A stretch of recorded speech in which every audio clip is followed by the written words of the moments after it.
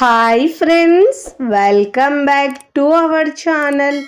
ఈరోజు మన కిచెన్లో సమ్మర్ స్పెషల్గా సగ్గు బియ్యంతో క్రిస్పీగా మంచి రంగులో టేస్టీగా దోశల్ని ఎలా చేయాలో చూపించబోతున్నానండి. ఈ దోశ టేస్ట్ అయితే చాలా అంటే చాలా బాగుంటుందండి.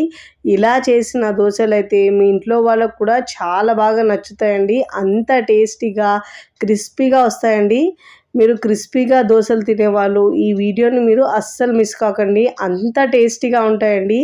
ఈ వేసవి కాలంలో ఒంటికి చలవ చేయడానికి ఇలా మనం సగ్గు బియ్యంతో దోశలు వేసుకుంటే క్రిస్పీగా భలే రుచిగా ఉంటాయండి. తిన్న కొద్దీ తినాలనిపిస్తాయండి. ఇలాంటి దోశలు అయితే ఒక 4-5 తినేస్తారండి. అంత కమ్మగా క్రిస్పీగా భలే రుచిగా ఉంటాయండి. చూస్తుంటేనే తెలుస్తున్నాయి ఎంత క్రిస్పీగా భలే రుచిగా వస్తాయండి. మరి ఇక ఏమాత్రం ఆలస్యం చేయకుండా చాలా టేస్టీగా క్రిస్పీగా ఇంకా సింపుల్గా ఈజీగా చేసుకునే ఈ సగ్గు బియ్యంతో దోశల్ని ఎలా చేయాలో ఆ ప్రాసెస్ని ఇప్పుడు చూద్దాం రండి. ముందుగా దోశ బ్యాటర్ కోసం ఇక్కడ నేను ఒక గిన్నె తీసుకున్నానండి. దీంట్లో ఒక గ్లాసు సగ్గు బియ్యం తీసుకోవాలండి. అన్ని కొలతలు మీరు ఒక గ్లాసు గిన్నెతో అయినా తీసుకోవచ్చండి. ఇక్కడ నేను అదే గ్లాస్తో హాఫ్ గ్లాసు మినపగుళ్ళు తీసుకోవాలండి. బద్ద మినపప్పు అయినా వేసుకోవచ్చు. ఒక గ్లాసు రేషన్ రైస్ వేసుకుంటున్నానండి. ఇప్పుడు దీంట్లో హాఫ్ టీ స్పూన్ మెంతులు వేసుకోవాలండి. మెంతులు వేసుకోవడం వల్ల కలర్ మంచిగా వస్తుందండి. దీంట్లో పచ్చిశనగపప్పు ఒక 2 టేబుల్ స్పూన్ దాకా వేసుకోవాలండి. దీనివల్ల కూడా దోశకు మంచి కలర్ వస్తుందండి. టేస్ట్ కూడా చాలా చాలా బాగుంటుందండి. ఇలా మళ్ళీ కొలతల్ని రిపీట్ చేస్తున్నాను చూడండి. ఒక గ్లాసు సగ్గు బియ్యము, హాఫ్ గ్లాసు మినపగుళ్ళు, ఒక గ్లాసు బియ్యము, 2 టేబుల్ స్పూన్ల పచ్చిశనగపప్పు, ఒక హాఫ్ టీ స్పూన్ దాకా మెంతులు వేసుకొని మిక్స్ చేసుకొని శుభ్రంగా ఒక 2 నుంచి 3 సార్లు వాటర్ వేసుకొని బాగా కడుక్కోవాలండి. ఒక 2 నుంచి 3 సార్లు బాగా శుభ్రంగా వాష్ చేసుకోవాలండి. ఫస్ట్ టైం నా ఛానల్ చూస్తున్న వాళ్ళు ప్లీజ్ నా ఛానల్ని సబ్స్క్రైబ్ చేసుకోండి, లైక్ చేయండి, పక్కనున్న బెల్ ఐకాన్ని ప్రెస్ చేయండి. ఇలా ప్రెస్ చేయడం వల్ల నేను పెట్టే వీడియో నోటిఫికేషన్ ముందుగా మీ హోమ్ పేజ్కి వస్తాయండి. బియ్యం, సగ్గు బియ్యం వీటన్నిటిని బాగా కడుక్కున్న తర్వాత ఆ వాటర్ తీసేసి మళ్ళీ దాంట్లో తిరిగి వాటర్ పోసుకొని ఒక 3 నుంచి 4 గంటల పాటు నానబెట్టుకోవాలండి. అంతకన్నా ఎక్కువసేపు నానబెట్టే అవసరం ఉండదండి. ఒక 3-4 గంటలు నానితే సరిపోతుందండి. ఇక్కడ నేను ఒక 4 గంటల పాటు నానబెట్టుకుంటున్నానండి. ఇక నేను ఒక 4 గంటల తర్వాత చూపిస్తున్నాను చూడండి. బియ్యం, సగ్గు బియ్యం అవన్నీ కూడా బాగా నానాయండి. ఇప్పుడు వీటిని మనం గ్రైండ్ చేసుకోవాలండి వాటర్ తీసేసి. ఇప్పుడు మిక్సీ జార్ తీసుకొని దాంట్లో పప్పుల్ని వేసుకోవాలండి. బియ్యం పప్పులు వేసుకోవాలి.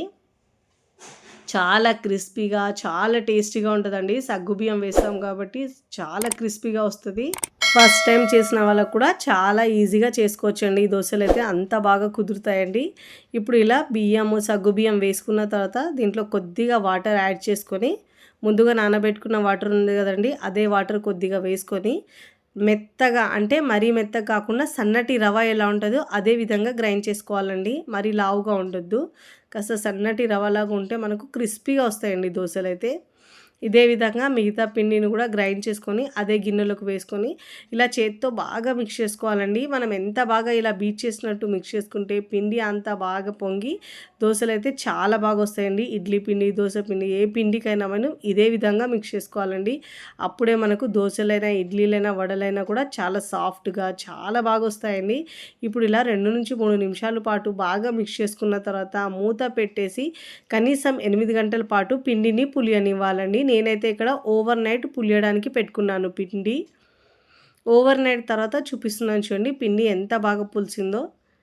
ఇప్పుడు ఇలా బాగా మిక్స్ చేసుకోవాలండి. అంతా ఒకసారి బాగా మిక్స్ చేసుకున్న తర్వాత మనకు ఎంత అవసరం ఉందో అంత పిండిని మనం వేరొక బౌల్లో తీసుకొని మిగతా పిండిని మనం ఫ్రిడ్జ్లో స్టోర్ చేసుకోవచ్చండి. ఒక 2 రోజుల పాటు దోశలు వేసుకోవచ్చండి. అవసరాన్ని బట్టి మీరు వేరొక బౌల్లోకి పిండిని తీసుకోవాలి. ఇలా నా అవసరాన్ని బట్టి పిండి తీసుకున్నానండి. ఇప్పుడు దీంట్లో మనం మిగతా పిండిని ఫ్రిడ్జ్లో పెట్టుకోవాలి. ఇక్కడ దీంట్లో రుచికి సరిపోయినంత ఉప్పు వేసుకోవాలండి. 1 టీ స్పూన్ దాకా షుగర్ వేసుకోవాలండి. షుగర్ వేసుకోవడం వల్ల తీపిగా ఏమి ఉండవండి. దోశకు మంచి కలర్ వస్తుందండి. ఇష్టం లేని వాళ్ళు స్కిప్ చేసినా పర్వాలేదు. ఇప్పుడు ఇలా పిండిని బాగా మిక్స్ చేసుకున్న తర్వాత స్టవ్ మీద పెనం పెట్టుకొని ప్రతిసారి దోశ వేసినప్పుడు ఇలా వాటర్ వేసి చిలకరించి టిష్యూ పేపర్ లేదంటే క్లాత్తో తుడుచుకున్న తర్వాత లో ఫ్లేమ్లో ఉంచి 2 గరిటెలు పిండి వేసి వీలైనంత వరకు పల్చగా స్ప్రెడ్ చేసుకోవాలండి. మీరు ఎంత పల్చగా స్ప్రెడ్ చేసుకుంటే దోశ అంత క్రిస్పీగా వస్తుందండి. చూడండి వీడియోలో చూపించిన విధంగా ఇలా దోశ వేసుకొని మీడియం టు హై ఫ్లేమ్లో మంట ఉంచుకొని పైన తడి ఆరిన తర్వాత ఇలా ఒక హాఫ్ టీ స్పూన్ దాకా ఆయిల్ వేసుకోవాలి. మంచి గోల్డెన్ కలర్ వచ్చే వరకు క్రిస్పీగా కాల్చుకోవాలండి. ఇలా మంచి కలర్ వచ్చిన తర్వాత మీకు నచ్చిన విధంగా ఫోల్డ్ చేసుకొని ప్లేట్లోకి తీసుకోవాలండి. మీరు కావాలంటే రౌండ్గా అయినా ఫోల్డ్ చేసుకోవచ్చు. ఇలాంటి కలర్ వచ్చే వరకు కాల్చుకొని ప్లేట్లోకి తీసుకోవాలి. ఇక్కడ నేను మరొకటి వేసి చూపిస్తున్నానండి. మీకు ఎంత వీలైతే అంత పల్చగా వేసుకోవాలండి. ఇప్పుడు దీంట్లో ఒక పైన తడి ఆరిన తర్వాత ఒక హాఫ్ టీ స్పూన్ దాకా ఆయిల్ వేసుకొని మంచి కలర్ వచ్చిన తర్వాత ఇలా ఎడ్జెస్ నుంచి లూజ్ చేసుకొని దోశను ఫోల్డ్ చేసుకొని ప్లేట్లోకి తీసుకోవాలి. చూడండి ఎంచక్క కలర్ వచ్చిందో. ఇప్పుడు ఇదే విధంగా 1 బై 1 మీకు ఎన్ని కావాలంటే అన్ని దోశలు వేసుకొని ప్లేట్లోకి తీసుకోవాలండి. నేను ఇక్కడ 2 వేసుకొని సర్వింగ్ ప్లేట్లోకి సర్వ్ చేసుకున్నానండి. చూస్తుంటేనే ఎప్పుడెప్పుడు తినాలనిపిస్తాయండి. అంత టేస్టీగా కమ్మగా క్రిస్పీగా భలే రుచిగా ఉంటాయండి. ఇలా చేసి పెట్టండి, చాలా ఇష్టంగా తింటారండి. మళ్ళీ మళ్ళీ కావాలి అంటారండి. ఇలా సమ్మర్లో మీరు చేసి పెట్టండి, చాలా ఇష్టంగా తింటారండి. ఒంటికి కూడా మంచిదండి. సగ్గుబియ్యంతో చేసిన దోశలు అయితే చాలా సూపర్గా ఉంటాయండి.